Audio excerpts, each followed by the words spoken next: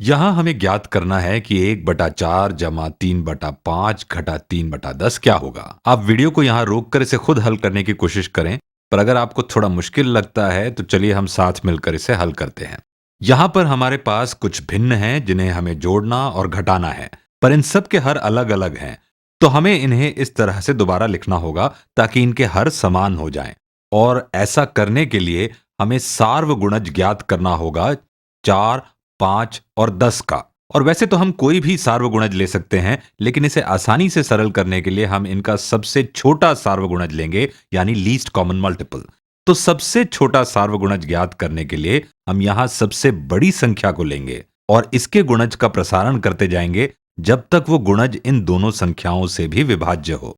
उदाहरण के लिए हम शुरू करते हैं 10 से। अब 10 विभाज्य है 5 से, लेकिन यहाँ 4 से विभाज्य नहीं है, तो चलिए अब 20 लेते हैं और 20 विभाज्य है इन दोनों 5 से और 4 से। तो सबसे छोटा सार्वगुणज 4, 5 और 10 का है 20। चलिए दोबारा लिखते हैं इन सभी भिन्नों को कोई संख्या बटा 20 के। अब शुरू करते हैं 1/4 से, और 1/4 क्या होगा बटा 20 के। अब 4 से 20 तक जाने के लिए हमें गुणा करना होगा 5 से। यहां अंश के साथ भी यही करेंगे, इसे भी गुणा करेंगे 5 से, तो 1 गुणा 5 भी होगा 5, और 1/4 भी बराबर होगा 5/20 के। तो 4 है 4 गुणा 1 और 20 है 4 गुणा 5।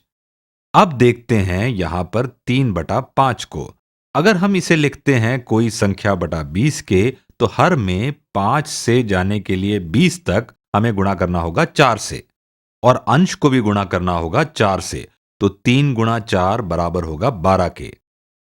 अब हमें घटाना है 3/10। अब इसे कैसे लिखेंगे कोई संख्या बटा 20? तो 10 से 20 तक हमें हर को गुणा करना होगा 2 से। अगर हमें यही भिन्न चाहिए तो हमें अंश को भी गुणा करना होगा 2 से। तो 3 गुणा 2 बराबर होगा 6 के।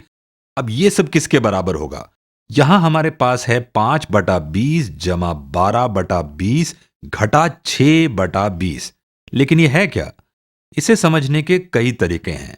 तो यहां हमारे पास है 5/20 जमा 12/20 घटा 6/20 -6/20। अब इसे हम ऐसे भी समझ सकते हैं 5 जमा 12 घटा 6 और ये पूरे का बटा 20। तो इसका उत्तर क्या होगा? यानी ये सब किसके बराबर होगा? तो ये बराबर होगा, यहां हर में 20 होगा, तो 5 जमा 12 होगा 17 घटा 6 होगा 11, 11/20। ये देखिए 5/20 जमा 12/20 घटा 6/20, और हमारे पास बचेगा 11/20। चलिए एक और उदाहरण लेते हैं। मान लेते हैं हमारे पास ये भिन्न है 4/9 घटा 1/6 जमा 1/3। अगर आप चाहें तो वीडियो को यहां रोक कर इसे खुद हल करने की कोशिश करें।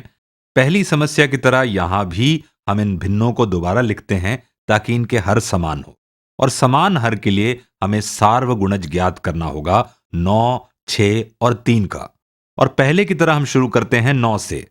तो अब 9 ये विभाज्य नहीं है 6 से, लेकिन ये विभाज्य है 3 से, इसलिए सही नहीं है, क्योंकि हमें ज्ञात करना है सार्वगुणज 9, 6 और 3 का, यानी सबसे छोटा सार्वगुणज।